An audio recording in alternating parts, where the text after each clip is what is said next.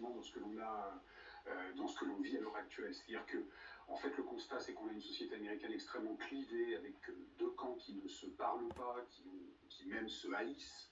Et on a un moment, une espèce de bulle un petit peu hors du temps, où justement, après ce qui s'est passé hier, la société civile d'abord et les responsables politiques derrière essayent d'apaiser, de mettre en place une sorte d'union nationale, de concorde, et c'est ça qui est très important.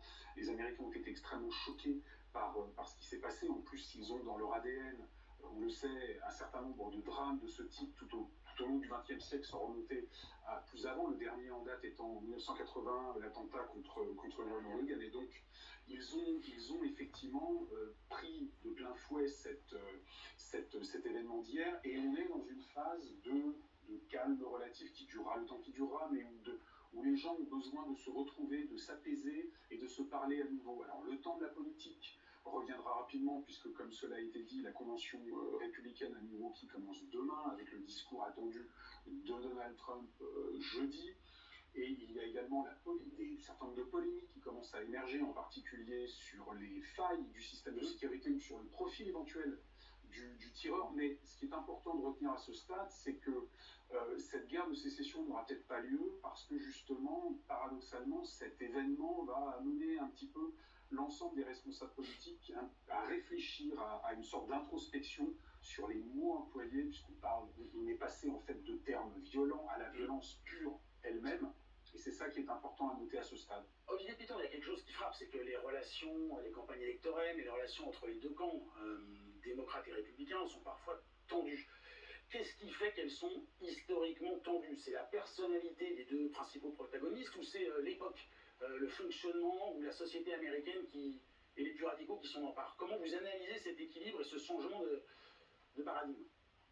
En tout cas, moi, ce qui m'a frappé, c'est que le début de la tension entre les deux camps date paradoxalement de la victoire de George Bush. Vous vous souvenez que vis-à-vis de Al Gore, il y avait eu une sorte d'épisode à rebondissement jusqu'à la décision de la Cour suprême de Floride. C'était en Floride, si ma mémoire est bonne, c'était en Floride. Exactement. On recomptait les votes. Et c'est à ce moment-là qu'en fait, il y a eu une forme de refus de légitimité du président élu. Ça a commencé, de mon point de vue, à ce moment-là qu'on a eu effectivement le sentiment qu'un camp refusait systématiquement de reconnaître la légitimité du camp d'en face. Ça s'est poursuivi avec Barack Obama, où une partie des républicains refusait le principe de sa victoire, et évidemment, ça s'est poursuivi avec Donald Trump. Et donc, depuis cette époque, qui commence à dater maintenant de quasiment 25 ans, on a le sentiment que, quel que soit le camp qui l'emporte, l'autre camp, de manière plus ou moins violente, on ne va pas reparler du 6 janvier 2021, mais c'était forcément la partie la plus violente, l'assaut du Capitole, mais de manière plus générale, il y a une remise en cause quasi systématique du résultat des élections, y compris d'ailleurs à l'échelon local. Il y a des gouverneurs dont la victoire est remise en cause par leurs opposants. On a une situation de délégitimisation de la victoire aux États-Unis depuis à peu près une grosse vingtaine d'années. Et donc, au bout du compte, ça doit se terminer de cette manière-là, c'est-à-dire par des actes de violence, que ce soit l'assaut du Capitole ou que ce soit la tentative d'attentat.